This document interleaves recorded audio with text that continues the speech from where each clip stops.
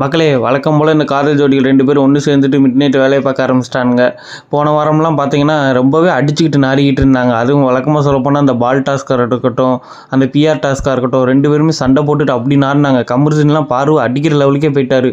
Housemates எல்லாருமே பாருக்கு அவ்வளோ சப்போர்ட்டாக வந்தாங்க. குறிப்பாக சொல்லப்போனால் சாண்ட்ரா அவங்களுக்கு ஒரு பக்கபலமாக இருந்தாங்க. பாருக்கு எங்கெங்கெல்லாம் பிரச்சனை வருதோ அங்கெல்லாம் சாண்ட்ரா போய் நின்னாங்க. கமருதீனுக்கு அகேன்ஸ்டாக போய் சண்டை போட்டாங்க. கமருதீனுக்கு மட்டும் இல்லை, ஹவுஸ்மேட்ஸ் எல்லாருமே சேர்ந்து கமருதீனுக்கு அகேன்ஸ்டாக நின்னாங்க. ஸோ பாரு அப்போல்லாம் ஒரு நல்ல ஒரு ஃபேர் கேம் மாதிரி ஒன்று விளாண்டுட்டு இப்போ நேற்று டாஸ்கில் பார்த்தீங்கன்னா கமருதீன் கூட போய் ஒன்று சேர்ந்துட்டாங்க. பாரு அவர் என் மேலே பண்ணுற விதத்தெல்லாம் பார்க்கும்போது எனக்கு டொமஸ்டிக் வயலன்ஸ் மாதிரி இருக்குது அப்படின்னு சொல்லிட்டு ஒரு குற்றச்சாட்டை வச்சிருந்த பாரு இன்றைக்கி என்னென்னு பார்த்தீங்கன்னா கமருதீன் கூட கை கோர்த்து ரொமான்ஸ் பண்ண ஆரம்பிச்சிட்டாங்க. ஸோ இவங்க இவங்களுக்காக சப்போர்ட் பண்ண ஹவுஸ்மேட் அத்தனை பேரையுமே ரொம்ப முட்டாளாக்கிட்டாங்க.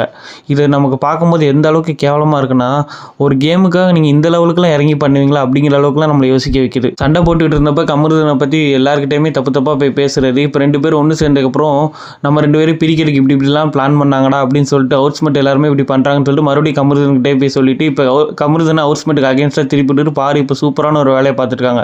எனக்கு தெரிஞ்சு பாரு இவங்களை லவ் பண்ணுறாங்களா இல்லையா, இல்லை கமருதீன் எல்லாருக்கூடயும் சண்டை போட்டு ரெட் கார்டு வாங்கிட்டு வெளியே போகணும், கமருதீன் பேரை கெடுத்து வெளியே போகணும்னு சொல்லிட்டு பாரு இன்டென்ஷனாகவே இந்த வேலையெல்லாம் பார்த்துட்டு இருக்காங்களா அப்படிங்கிறது எனக்கு சுத்தமாக தெரியவே இல்லை.